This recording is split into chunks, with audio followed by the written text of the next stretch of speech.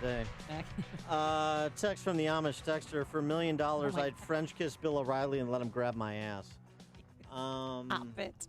Too no, soon. Amish texter, no. Have some self-respect, Amish texter. And plus, O'Reilly recognized you were out of his league, which is why he didn't make an overture. Okay, we need to take a cleansing breath and talk about something other than Bill O'Reilly. And the cable news network's obsessing about him. Let's turn our attention to the Korean Peninsula. It's very much in the news these days with that little fat dictator they've got there in the country of darkness outside of Pyongyang.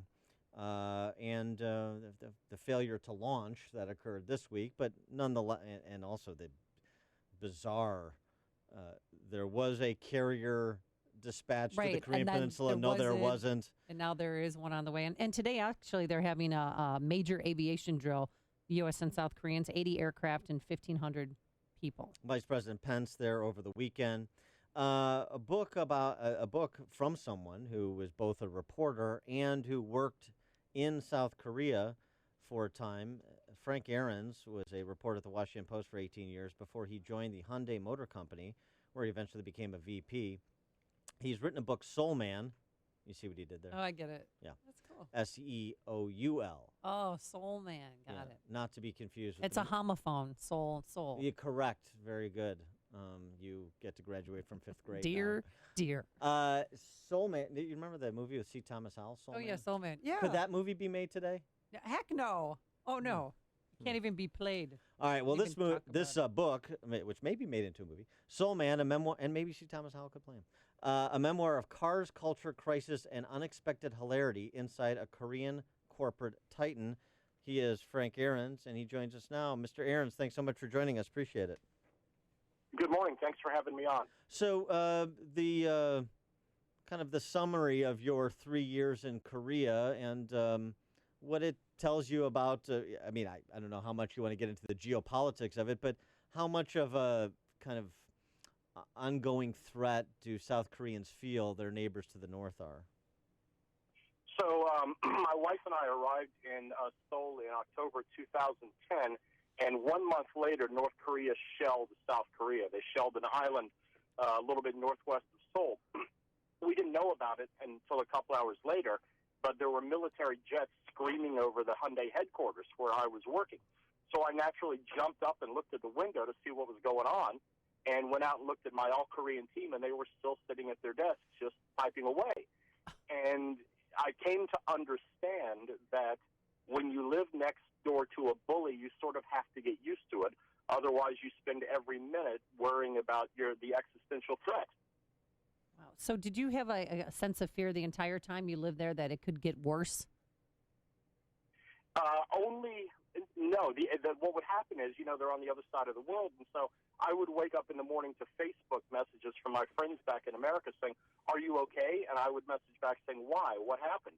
And it turned out at that point, Kim Jong-il, the father of the current leader, Kim Jong-un, had issued some sort of proclamation saying he was going to turn South Korea into a sea of fire, and I'd missed it because I was sort of getting on with my daily life. So you sort of get used to it in that way. Now, that being said, I don't want to downplay this. North Korea right now is more dangerous than it has ever been since Kim Il-sung, the grandfather of the current leader, invaded the country in 1950. They have nuclear weapons. They're testing them regularly. They have missiles of increasing range and accuracy, despite the recent failure to launch of the one missile. And they are backed into a corner. And we have an unpredictable U.S. administration here that is sending false signals and mistakes that can start a war. So I don't want to underestimate what's happening right now. Why don't we take a step back? Hyundai Motors is, of course, a huge company. And as I understand from your book, you were one of fewer than 10 non-Koreans at the company headquarters of thousands of employees. How did you wind up there in the first place? Well, I always say that's what happens when you marry a diplomat. My wife was a U.S. Foreign Service officer, and she was posted to Seoul. We met at the Washington Post. She got in the Foreign Service and was posted to Seoul. And at that point, that was before Jeff Bezos and his billions bought the Washington Post. And the paper was not heading in a good direction, so I needed a plan B. And so we went to Korea, and through grace of God, I landed this job running global public relations for Hyundai Motor. And so I was there for 3 years. You had mentioned something earlier about our current president and how he's handling this situation. What do you fear is going to happen? What do you think is going to happen? Well, listen, I mean, the president has not had a good week on Korea. First off, our president, and his books will tell you this, in the books recently, he's the kind of guy who believes the last thing somebody told him. So he sat down with President Xi from China and believed that she said, Korea used to be part of China. Well, in fact, that's not true. And so that enraged South Korea, which has a very strong sense of sovereignty, obviously. And then he said there was an armada of American warships steaming toward North Korea when, in fact, they were going the opposite way. And the problem is that sort of thing, lit up the papers in East Asia and, and obviously puts Pyongyang on its back foot.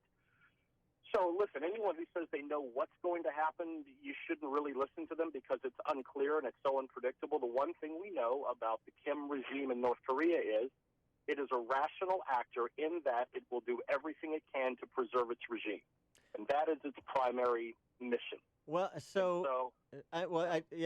on that score, I'm thinking about how the regime, both Kim Jong-il and Kim Jong-un now, has been treated in pop culture here. I'm thinking, of course, of Team America lampooning Kim Jong-il and The Interview lampooning Kim Jong-un and us kind of, at least in popular culture, not diplomatic circles, but popular culture, kind of treating North Korea as a joke with these kind of two goofy-looking little dictators in a backward country.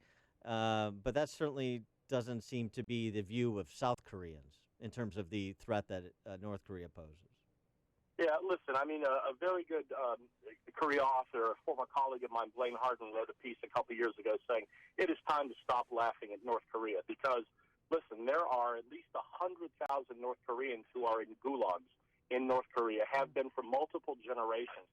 This is not a funny situation, although they present themselves as a ready-made parody through their, blustery language and appearance and all these things.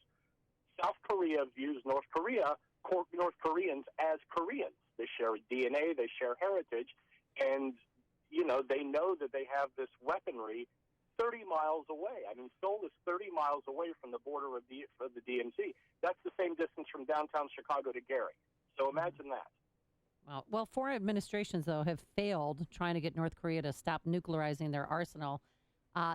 During that parade on Saturday, they showed off this new missile that could reach the lower 48 states. Or do you think that was just a shell casing and not a real missile? Right. So that's unclear. So right now there's, they hold this big parade and all the arms control wonks pour over the missiles and all the things they see on parade. We saw canisters, just big tubes, basically, that may or may not include ICBMs. We know that's the stated goal of North Korea to build them. The big concern in the national security community is, A, we know North Korea has missiles.